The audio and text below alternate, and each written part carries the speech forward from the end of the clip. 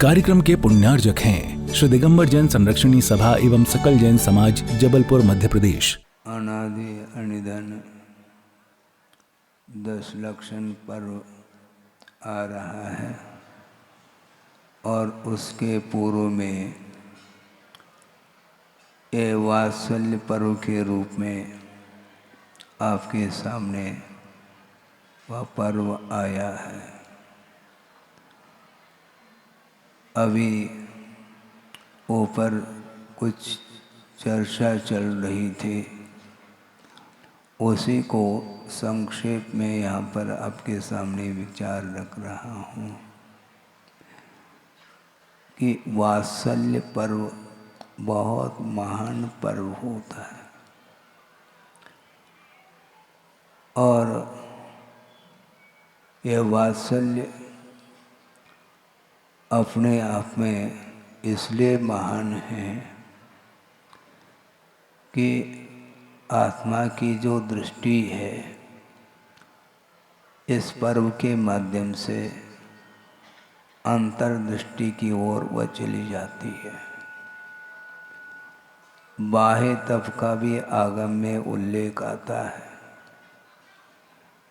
और बाह्य तप अपनी अपनी क्षमता सामर्थ्य को लेकर के साधक लोग करते रहते हैं, किंतु आध्यात्मिकस्य तपसा परिबृंहणार्थम, इस प्रकार आचार्य समंतभद्र स्वामी ने रत्नकरण श्रावकाचार्य के अंदर ये दिया है। रत्न श्रावकाचार्य नहीं, स्वयंभू स्तोत्र में दिया है। हाँ, कुंतुनाथ भगवान की शायद स्तुति करते समय ये दिया है। आध्यात्मिकस्य तपसा परिबृंहणार्थम बाह्यम तपः। बाह्य तप का उद्देश्य जो होता है वह भीतरी तप की वृद्धि के लिए, उसके विकास के लिए हुआ करता है और विनय तप भी आभ्यंतर तप के अंतर्गत आता है। तो मैं इस वात्सल्य पर्व को अंतरंग तप की ओर यह ले जाने में सक्षम हैं और इस पर्व को आप यहाँ पर मनाने जा रहे हैं। बहुत समय आपने लिया है, लेकिन ये कम समय लिया है क्योंकि वात्सल्य पर्व मनाने के लिए बहुत समय अपेक्षित होता है और परस्पर में साधर्मी के बीच में जो स्नेह का वर्ताव होता है उसका नाम वात्सल्य कहा है और यह वात्सल्य सम्यक दर्शन का एक अनन्य अंग माना जाता है और वह सम्यक दर्शन के बिना चारित्र का कोई मूल्य नहीं हुआ करता। चारित्र में जो समीचीनता आती है, चारित्र जब सम्यक रूप में परिवर्तित हो जाता है वह सम्यक दर्शन के अभाव में नहीं, और सम्यक दर्शन के माध्यम से चारित्र में 4 चांद लग जाते हैं। आचरण का नाम चारित्र है, किंतु संसारी प्राणी ने अनंत काल से जो आचरण किया है वह विपरीत आचरण किया है, जिसके कारण संसार की ही वृद्धि हुई है और मोक्ष मार्ग की ओर बढ़ने के लिए यह पर्व आया है। आप लोग बहुत भाव विभोर हो करके इस पर्व को मनाने का पुरुषार्थ करिए और वात्सल्य इस पर्व में जो विख्यात हुए हैं वे आपके सामने हैं।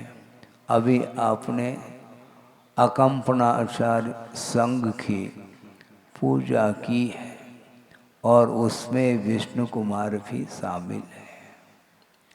बहुत संक्षेप इसलिए कर रहा हूँ, 9:45 बज गए हैं और 1-1 लाख के लिए बहुत समय व्यतीत किया है। हाँ, उसकी समीक्षा इसलिए नहीं करूँगा ज़्यादा क्योंकि वात्सल में कमी ना आ जाए, वो भी आवश्यक है। तो मैं ये कह रहा हूँ कि विष्णु कुमार महाराज की कथा आपने कई बार पढ़ी होगी, अद्भुत है वो। श्री वर्मा नाम की राजा अवंती देश में एक कौन सी नगरी है, उज्जैनी नगरी है, और उसका राजा श्री वर्मा है। उसके 4 मंत्री हैं, बलि आदि। और उन दिनों में अकंपनाचार को लेकर के 700 मुनियों का संघ वहाँ पर पहुँचा है, एक उद्यान में पहुँचा है। और वहाँ पहुँचने के उपरांत अकंपना आचार्य संघ के लिए आदेशित करते हैं कि पूरी तरह से पूरा संघ मौन धारण कर लें तो ज़्यादा अच्छा है, क्योंकि यहाँ पर दर्शनार्थी बहुत सारे लोग आएंगे और उसमें राजा और मंत्री इत्यादि भी दर्शन के निमित्त को लेकर के आ सकते हैं। इसलिए आप लोग मौन रहें तो ज़्यादा अच्छा, यदि नहीं रहेंगे तो बहुत बड़ी आपत्ति संघ के ऊपर आ सकती है। ये आदेश उन्होंने दिया है। और सारी जनता दर्शन के हेतु जा रही है पूजन सामग्री को लेकर के, और वह श्री वर्मा राजा महल के ऊपर देख रहा है और मंत्रियों को पूछ रहा है ये आकस्मिक भीड़ क्यों जा रही है, यात्रा का कोई प्रसंग अभी है नहीं, और इतने बड़ी संख्या में जन समूह उमड़ रहा है और किधर जाना चाह रहा है, क्यों जा रहा है। तो मंत्रियों ने कहा कि यहाँ पर उद्यान में नग्न साधुओं का एक संघ आया है और उसके दर्शन के लिए जैन बंधु वहाँ पर जा रहे हैं। इस प्रकार कहने से राजा के मन में भी बड़ी प्रसन्नता हुई, बहुत हर्ष का अनुभव करता हुआ वो भी दर्शन के निमित्त को लेकर के, उनके पूजन अर्चन के निमित्त को लेकर के पहुंच रहा है। और पहुंचने के उपरांत वह दृश्य देखने में आ रहा है। अकंपनाचार्य बैठे हैं, मेरु के समान अकंप हैं वो, और इतना विशाल संघ के बीच में बैठे हैं। और वो राजा पहुंच गया और भाव विभोर होकर के उनकी वंदना और पूजन आदि कर लिए। इसके उपरांत भी नमोस्तु नमोस्तु बार बार कहने के उपरांत भी एक भी मुनि महाराज के तरफ से धर्म वृद्धि का कोई आशीर्वाद के रूप में हाथ नहीं उठा। तो राजा के मन में ऐसा लगा, इसको बोलते निरीहता, बहुत बड़ा अनुष्ठान करने जा रहे हैं ऐसा लगता है। निरीहता के साथ बैठे हैं और अनुशासित होकर के ध्यान में लीन हैं। इस प्रकार वो विचार करते हुए पुनः दर्शन करके वापस जा रहे हैं। और जाते समय उस राजा के साथ वह मंत्री लोग भी वापस जा रहे हैं, किंतु मंत्रियों में कोई संस्कार, धार्मिक संस्कार नहीं थे और दुष्ट भाव के साथ कुछ बोलते चले जा रहे हैं। इन्हें कोई विवेक नहीं है, लगता है ये पशु के समान हैं। न जाने कौन कौन से अमर्यादित शब्दों के प्रयोग करते हुए वो जा रहे हैं। ये बैल के समान हैं आदि आदि। इसके उपरांत भी उन मुनि महाराजों के उपयोग में कोई हलचल ही नहीं आई और जा रहे हैं। और जाते जाते एक और मुनि महाराज का बीच में ही दर्शन हो जाता है।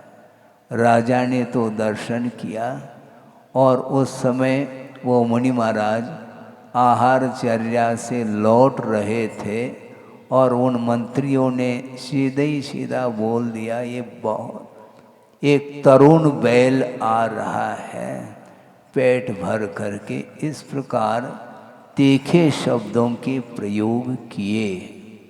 अब सोचो, विचार करो, आगम में स्पष्ट लिखा हुआ है कि उपदेश किसको देना चाहिए। जो उपदेश का पात्र होता है उसके लिए उपदेश दें, इसमें कोई बाधा नहीं है। किंतु जिसके भीतर पात्रता नहीं है उसको कोई भी उत्तर नहीं देना चाहिए। किंतु वह श्रुतसागर मुनि, उनके मन में विचार आया इसका उत्तर हमें देना चाहिए, किंतु पूर्वापर विचार नहीं करने के कारण आपत्ति आ रही है। इसलिए शायद मैं समझता हूँ कि अकंपन आचार्य इतने महान आचार्य थे, उन्होंने शायद संभव है उनको निमित्त ज्ञान भी हो सकता है और उसके अनुरूप ही उन्होंने पूरे संघ के लिए मौन धारण करने की आज्ञा दी थी। और श्रुतसागर जी मुनि आ रहे हैं और बीच में इस प्रकार बोलने से उनको रहा नहीं गया। अब शास्त्रार्थ करके इनको परास्त करना चाहिए, ऐसा मन में भाव आया। होना तो ये चाहिए, क्योंकि अप्रवावना जब होती है जैन धर्म की, उस समय बिल्कुल पूरी तरह से मौन खोल करके उसका जवाब देना चाहिए, ऐसा मन में भाव आता है। लेकिन आचार्य कहते हैं उत्तर देने में गंभीरता का अभाव हो सकता है। गंभीर हो करके यदि हम तटस्थ रहेंगे तो शायद संभव है बिना बोले भी उसको उपदेश मिल सकता है। शास्त्रार्थ करने की अपेक्षा शास्त्राभ्यास कर ले तो ज़्यादा अच्छा लगता है। शास्त्रार्थ करके एक व्यक्ति को हमने परास्त कर लिया, इसमें कोई बहुत बड़ा पहाड़ नहीं उठाया हमने, क्योंकि पात्र यदि हो तो उसके लिए उपदेश दें, इसमें कोई बाधा नहीं। किंतु जिसमें पात्रता ही नहीं है तो उपदेश से क्या प्रयोजन शुद्ध होता है। आप लोग दान देते हैं, आहार दान देते हैं, हाँ देते हैं।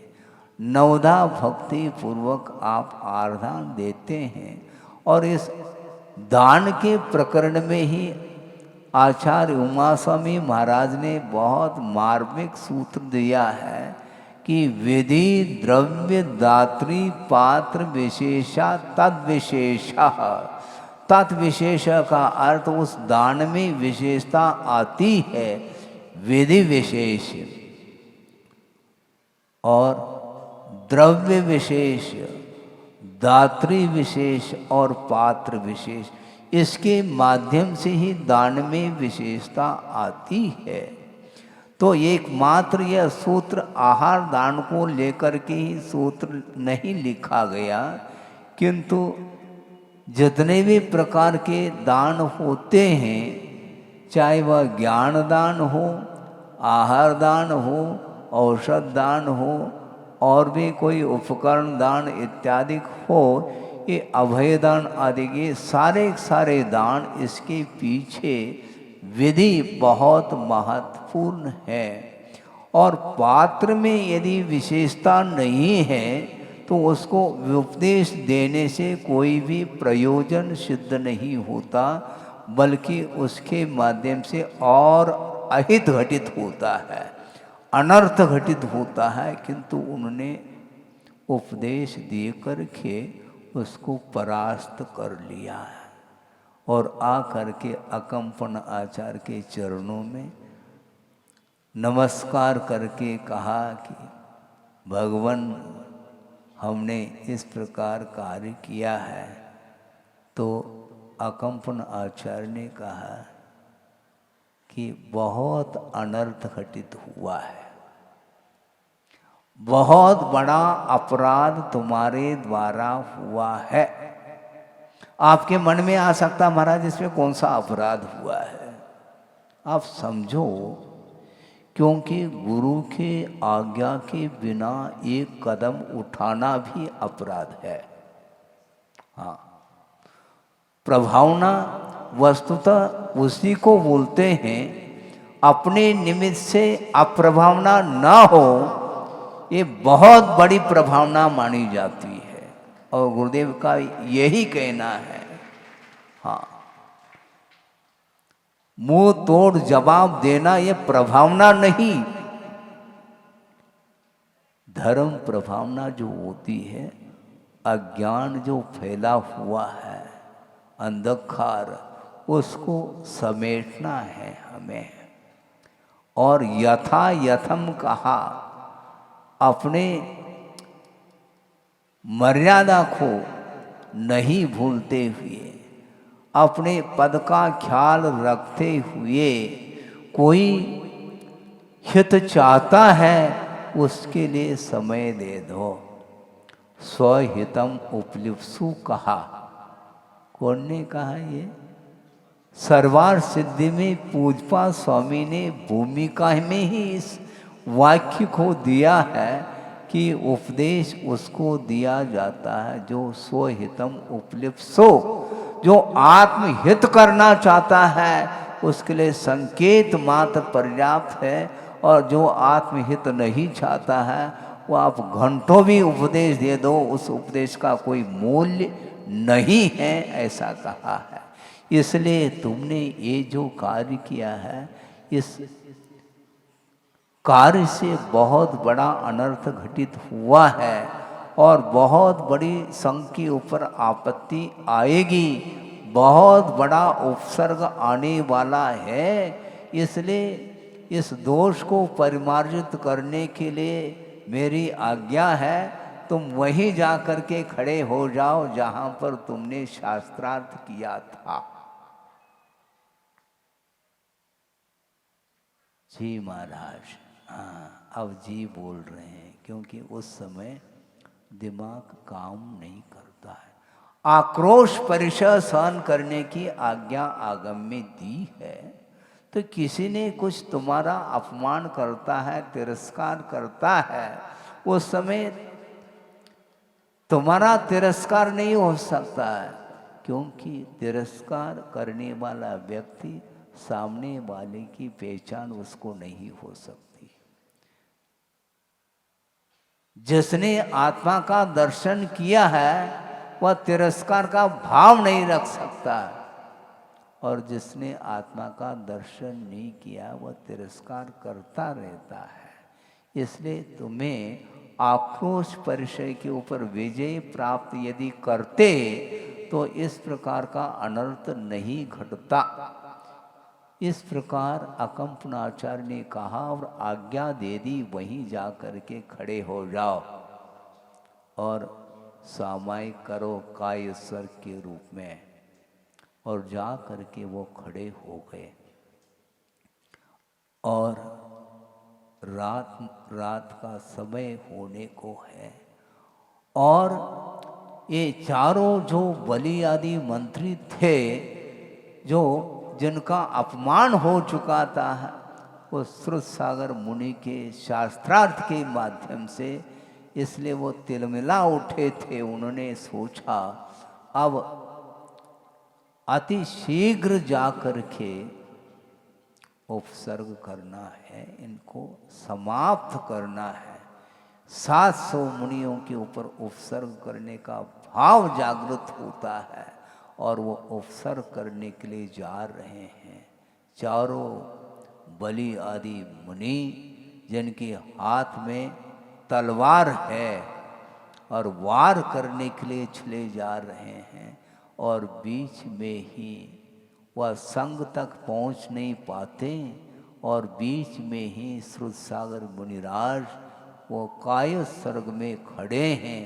तो वो देखने में आते ही उन चारों ने सोचा कि संग के ऊपर वार तो हम बाद में करेंगे, कि इनके द्वारा ही अपमान हुआ है हम लोगों का, सर्वप्रथम इन्हीं को समाप्त करना है। इस प्रकार मन में चारों मंत्रियों के मन में भाव आ जाता है, क्रूरता का भाव आ जाता है, और चारों ने एक साथ तलवार का वार करने के लिए तलवार को हाथ में उठाया है, और उसी समय रक्षा हो जाती है देवों के द्वारा। और वो चारों के चारों जो तलवार लेकर के खड़े थे उनको कीलित कर दिया। अब क्या करोगे? हैं? कील ठोक देते हैं, वह आसानी से कील निकलता नहीं, और बिल्कुल चारों को कीलित कर दिया। और वो जा रहे हैं, और रात हो चुकी है, और राजा के कान तक ये बात पहुंच जाती है, और सुबह वो राजा पहुंच रहा है, सारी जनता पहुंच रही है, बहुत बड़ा भयानक उपसर्ग हुआ है। और वो देखते हैं रास्ते में, और चारों के चारों मंत्री कीलित हो चुके हैं। अब राजा ने आवेश में आकर के सोचा, अब ये मंत्री हैं और इनको अब दंड तो देना है। प्राण दंड न दे करके उन्होंने सोचा इन चारों को इस देश से निष्कासित कर दिया जाए तो ज़्यादा अच्छा है, और भरी जनता के बीच में ही उसको, उन चारों को गधे पर बिठा करके अपमानित करके तिरस्कृत करके उस राज्य के बाहर उसको निष्कासित करके भेज दिया है। अब इसके उपरांत क्या होता है अभी भी ये निपटा नहीं है ये। और श्रुतसागर सूरी अब वो आ गए हैं वापस। अब कालांतर में उज्जैनी नगरी से पुनः 700 मुनिवरों का संग, अकंपन आचार्य का संग माना जाता है। उनका विहार हो गया शनै शनै, और कहाँ पहुँचे हैं? वो पहुँचे हैं हस्तिनापुर में पहुँचे हैं, और वहाँ पर पुनः यह वातावरण छा जाता है। सोचो, विचार करो, वो चारों के चारों मंत्री दूसरी जगह पहुंच गए हैं, और वहाँ पर वो कौन सी नगरी? हाँ, हस्तिनापुर नगरी है। और वहाँ पर वहाँ का राजा कौन है? श्री पद्म राजा हैं, और उनके 2 पुत्र हैं, शायद हो सकते हैं वो महापद्म हैं। उनके 2 पुत्र हैं, पद्म और विष्णु, ये 2 पुत्र हैं। और राजा ने, जो महापद्म राजा हैं, उनको किसी निमित्त से वैराग्य हो जाता है, और अपने बड़े ज्येष्ठ पुत्र को राज सिंहासन पर बिठा करके छोटे पुत्र जो विष्णु हैं उनको साथ ले करके वो निकल जाते हैं। वैराग्य हो जाता है, किसी भी निमित्त से वैराग्य हो सकता है, इसमें कोई बाधा नहीं। वो निकल गए, और जो पद्म, जो ज्येष्ठ पुत्र है, वह राज सिंहासन पर बैठे हैं, किंतु राजा को चैन थोड़ी रहता है, क्योंकि किसी न किसी रूप से आक्रमण दूसरे की तरफ से होता ही रहता है। और ऐसा कोई आक्रमण हुआ है जिसके कारण वह संकट में है, चिंतित है। और वो चारों मंत्री कहते हैं आप चिंतित क्यों हैं? तो उन्होंने कहा इस प्रकार का परचक्र आ रहा है और उसके कारण बहुत भयानक स्थिति बन सकती है। तो मंत्रियों ने कहा हमें आज्ञा दे दो, तो उनको निपटा करके आ जाएंगे उस राजा को। और जा कर के उसको वहाँ अपना जो कुछ भी बल का प्रयोग किया है और जो परचक्र आया था उस राजा को की बांध करके उसको परास्त करके राजा के सामने उपस्थित कर दिया। तब राजा को थोड़ी सी चिंता धीरे धीरे दूर हो गई। अच्छा काम हुआ तुम्हारे द्वारा। अब राजा ने, पद्म राजा ने पूछा मंत्रियों को इसके बदले में तुम क्या चाहते हो, बोलो। उन चारों ने कहा अभी हमें कोई आवश्यकता नहीं है, हम जब आवश्यकता पड़ेगी तो दे देना। अब देखो पुनः शुरुआत हो गई वही चक्र। और हस्तिनापुर में 700 मुनि वहाँ पर आए हैं और पुनः ये मंत्री बदला लेने के लिए, पहचान तो होती है, और वो उपसर्ग करने के लिए वहाँ पर जा करके ऐसा कोई विशेष यज्ञ करना प्रारंभ कर दी उन्होंने। चारों ओर बाड़ी लगा करके और उस वातावरण को ऐसा बनाया कि जहाँ पर चारों ओर दुर्गंध फैल रही है। इस प्रकार अनेक प्रकार के पशुओं को वध करके वहाँ पर उसको वहाँ पर रचाया है और उसको धूम्र चारों ओर फैल रही है और यज्ञ प्रारंभ कर दिया और भयानक उपसर्ग उसको सहन कर रहे हैं। कौन? अकम्पन आचार्य और 700 मुनि महाराज। सोचो, विचार करो। थोड़े बहुत प्रतिकूलता आती है तो प्रतिकार का भाव आ जाता है और पूरा का पूरा संग विपाक विचय धर्म ध्यान में लीन है। विपाक विचय धर्म ध्यान का महत्व अनुकूलता में नहीं बंधुओं, ये ध्यान रखो। अनुकूलता में बहुत हम विपाक विचय धर्म ध्यान घंटों कर सकते हैं, किंतु प्रतिकूल परिस्थिति में भी साम्य भाव के साथ चिंतन कर रहे हैं विपाक विचय धर्म ध्यान। क्यों? क्योंकि वस्तुतः जो उपसर्ग कर रहा है वह मेरा शत्रु है नहीं। कौन सोच रहे हैं? मुनि महाराज सोच रहे हैं वो शत्रु कैसे हो सकते हैं? शत्रु कौन है फिर? पाप मरातिर।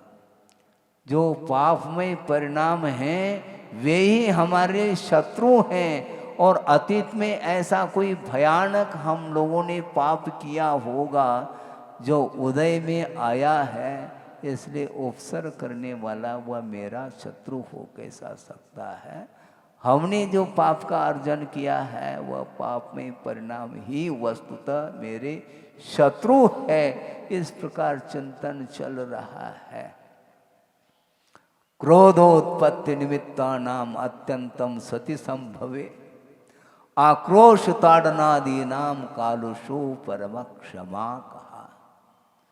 क्रोध की उत्पत्ति में कारणभूत अनेक प्रकार के जो नौकर्म उपस्थित हो जाते हैं, उसके उपरांत भी कालुष भाव का नहीं होना यह उत्तम क्षमा मानी जाती। कलुषता नहीं। अरे पाप के प्रति पाप का प्रायश्चित होता है। हमने जो पाप किया उसका मुझे प्रायश्चित करना है। सामने वाला जो उपसर्ग कर रहा है वह अपने कर्म के उदय में कर रहा है। क्योंकि मेरा यदि तीव्र पुण्य का उदय होता तो ये उपसर्ग नहीं हो सकता, ये विचार कर रहे हैं। कर्म का चिंतन करो, अनुप्रेक्षा करो। 1 महीने से आप भी अनुप्रेक्षा कर रहे हैं और वो भी अनुप्रेक्षा कर रहे हैं। संसार के स्वरूप के बारे में सोच रहे हैं। जगत के स्वरूप के बारे में सोचने से और वैराग्य दृढ़ होता चला जाता है, संसार से और भीति उत्पन्न होती है। और वे सारे पूरा पूरा संग पाप भीरु है, यह ध्यान रखो। उपसर्ग से उन्हें कोई डर नहीं, कोई भीति, उपसर्ग से भीति नहीं, किंतु पाप से भीति है। इसलिए कोई प्रतिकार नहीं और वो उपसर्ग चल रहा है। और अब भीतर पुण्य अभी भी बचा हुआ है और वह प्रसंग वहाँ पर पहुँच जाता है। आचार्य सुरसागर मुनि महाराज हैं और उनको विकल्प आया रात में, हे भुवन ऐसा कौन सा कर्म का उदय आया है। तो बगल में एक क्षुल्लक जी थे जिन्हें विद्या भी प्राप्त थी और उस क्षुल्लक ने आचार्य महाराज को पूछा कि महाराज इस मध्य रात्रि में आपको क्या हो गया, ऐसा कौन सा मन में विकल्प आया कि आपने हा इस प्रकार शब्द का प्रयोग किया। तो उन्होंने कहा निमित्त के माध्यम से हमें ज्ञान हुआ है कि 700 मुनि महाराजों के ऊपर एक भयानक उपसर्ग होने जा रहा है। तो महाराज इस उपसर्ग को कौन दूर कर सकता है, किसके अंदर सामर्थ्य है और वो कहाँ पर उपसर्ग हो रहा है। हस्तिनापुर में हो रहा है। तो वहाँ पर कौन पहुँचेंगे और उस उपसर्ग को कौन दूर करेंगे। तो आचार्य सुरसागर जी बोलते हैं कि एक विष्णु कुमार मुनि महाराज हैं जिन्हें विक्रिया रिद्धि प्राप्त है और उस विक्रिया के माध्यम से ही उस उपसर्ग को वो दूर कर सकेंगे। तो महाराज फिर मैं जाता हूँ अभी, क्योंकि विद्या तो क्षुल्लक जी के पास थी और उनने सोचा और विद्या के बल से जहाँ पर विष्णु कुमार मुनि महाराज ध्यानस्थ थे उनके सामने पहुँच गए और ध्यान से निवृत्त होने के उपरांत क्षुल्लक जी ने कहा कि महाराज एक आचार्य महाराज जिन्होंने मुझे आपके पास भेजा है और इसलिए भेजा है कि एक भयानक जो उपसर्ग हुआ है 700 मुनि महाराज के संग के ऊपर, उस उपसर्ग को दूर करने की क्षमता और किसी भी महाराज में नहीं है और आपको विक्रिया रिद्धि प्राप्त हुई है, ऐसा उन्होंने कह करके भेजा है। तो विष्णु कुमार मुनि महाराज विस्मित होकर के मुझे विक्रिया रिद्धि, सोचो जो साधक होता है उसको ये भान नहीं रहता कि कौन कौन सी रिद्धियां प्राप्त हो रही है, कौन कौन सी सिद्धि प्राप्त हो रही है, इस ओर उनकी दृष्टि नहीं रहती। क्योंकि रिद्धियों के माध्यम से मोक्ष नहीं मिलता। मोक्ष मार्ग पर चलने के लिए रिद्धियों की कोई आवश्यकता नहीं पड़ती, किंतु रत्नत्रय की आवश्यकता पड़ती है। और रत्नत्रय की आराधना में जो लीन होते हैं उस रत्नत्रय की विशुद्धि के फलस्वरूप अनेक प्रकार की रिद्धियां अपने आप प्राप्त हो जाती है, किंतु उन रिद्धियों का प्रयोग अपने लिए वो कभी भी नहीं करते। और उन्होंने सोचा मुझे विक्रिया रिद्धि, हाँ आप, तो उन्होंने सोचा कि कम से कम निर्णय तो ले लें और हाथ यूं फैला दी तो वह विक्रिया के माध्यम से वह पहाड़ को भेद करके उस पार तक वह पहुंच विक्रिया रिद्धि है। और तत्काल उन्होंने क्या किया, वहीं पहुंच गए हस्तिनापुर और उनने सोचा अब इसको क्या किया जाए और पद को छोड़ करके एक वामन का रूप ले करके और पहुंच गए हैं और पद्म राजा के पास, हाँ बलि आदि वहाँ पर हैं, किंतु विष्णु कुमार पहुँचे हैं पद्म राजा के पास। क्यों, क्या बात है, हमने कभी आपको देखा नहीं, इस प्रकार भयानक उपसर्ग करते हुए आपके कुल में तो ये है ही नहीं, आपने क्यों कराया इस प्रकार का कार्य। तो वो कहते हैं मैंने नहीं किया, किंतु पहले उन्हें वर दे चुके हैं, इसलिए मुझे पहला ख्याल नहीं था, इसके कारण हो रहा है। तो उन्होंने सोचा अब ठीक है।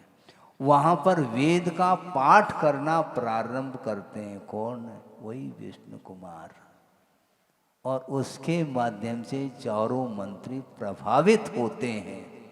हाँ, और मंत्रियों ने कहा कि आपको क्या चाहिए। मुझे कुछ नहीं चाहिए। क्या चाहिए फिर, कुछ नहीं, 3 डग जमीन चाहिए, क्योंकि वर मिल चुका था मंत्रियों को, तो 7 दिन के लिए वह राज उन्होंने पा लिया था।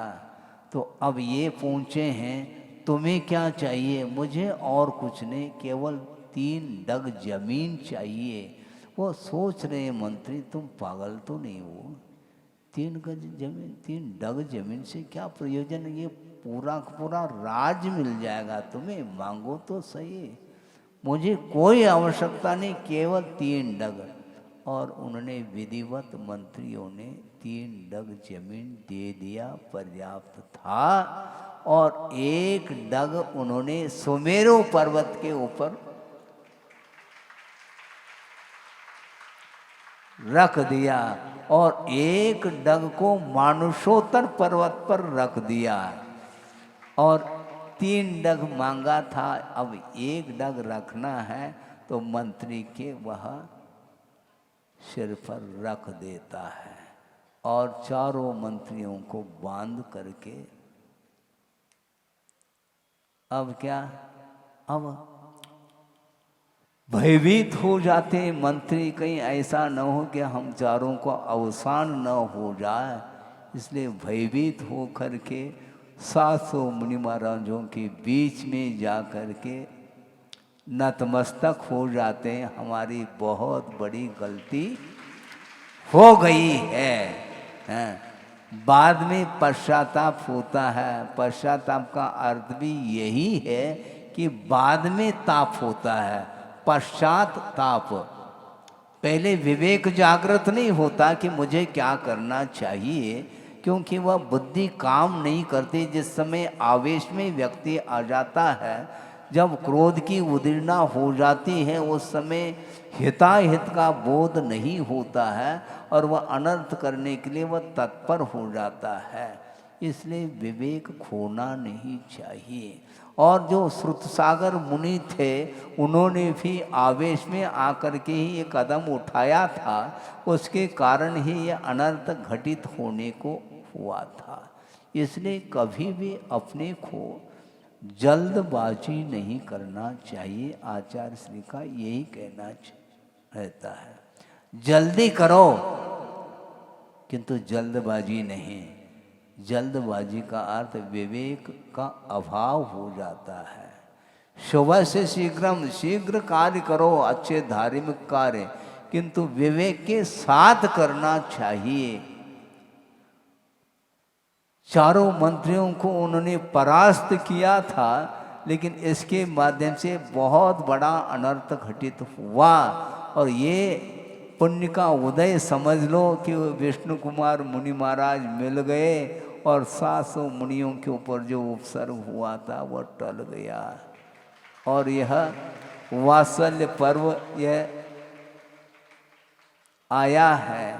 वात्सल्य अंग में विष्णु कुमार मुनि महाराज फेमस हो चुके हैं, प्रसिद्धि को प्राप्त हुए हैं। ध्यान रखो, इस प्रकार का वात्सल्य रखो। हमने शुरुआत में ही बात कही थी कि वात्सल्य अंग और विनय गुण ये दोनों ये अंतरंग तप के लिए कारण सिद्ध होते हैं।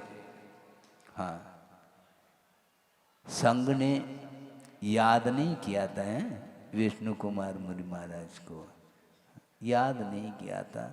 उन्होंने सोचा ये कर्म का तीव्र उदय है और अज्ञान दशा में जो पाप का अर्जन हम लोगों ने किए हैं उसका परिणाम सामने आ रहा है, इसलिए पाप में परिणाम ही शत्रु है, दूसरा कोई शत्रु नहीं हो सकता। फिर मित्र कौन होंगे महाराज?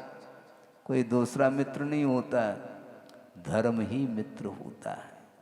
पाप मरातिर धर्मो बंधुर जीवस्य चेत निश्चिन मन संयम यदि जानी थी श्रेयो ज्ञाता ध्रुवम भवती, इस प्रकार कह रहे हैं आचार्य। सोचो विचार करो, विशिष्ट वह ज्ञाता माना जाता है कि वह धर्म को ही बंधु के रूप में स्वीकार करता है और अधर्म को शत्रु के रूप में स्वीकार करता है। और अधर्म क्या है? अपने जो विपरीत परिणाम है, पापमय परिणाम, जो अज्ञान दशा में होने वाले जो परिणाम होते हैं, जो संसार के लिए कारणभूत होते हैं, वे पापमय परिणाम ही मेरे लिए शत्रु है। इसलिए अपने कर्मों की निर्जरा करने के लिए उस भयानक उपसर को भी शांति के साथ, साम्य भाव के साथ उन्होंने उसको सहन किया और परिणाम ये निकला कि विष्णु कुमार मुनि महाराज आकर के उस उपसर को उन्होंने दूर किया है। इस प्रकार परस्पर में आप लोगों को भी वात्सल्य रखना चाहिए। हाँ, जो गुणी होता है उसके प्रति बहुमान रखना चाहिए, और जो छोटे होते हैं किंतु उनके अंदर भी गुण रहते हैं, उनके प्रति बड़ों का क्या रहता है? वात्सल्य का हाथ रहता है। गुरु शिष्य के प्रति वात्सल्य पूर्ण मुद्रा के साथ प्रसन्न चित्त होकर के आशीर्वाद देते हैं। ये गुरु का बहुत बड़ा वात्सल्य शिष्यों के प्रति होता है। और शिष्य का क्या होता है? गुरु के प्रति वात्सल्य नहीं रखा जाता है, विनय बहुमान रखा जाता है, गुरु की भक्ति की जाती है, गुरु का आदर किया जाता है, गुरु के प्रति समर्पण भाव व्यक्त किया जाता है। इसको बोलते हैं विनय, और विनय के माध्यम से ही मुक्ति मिलती है।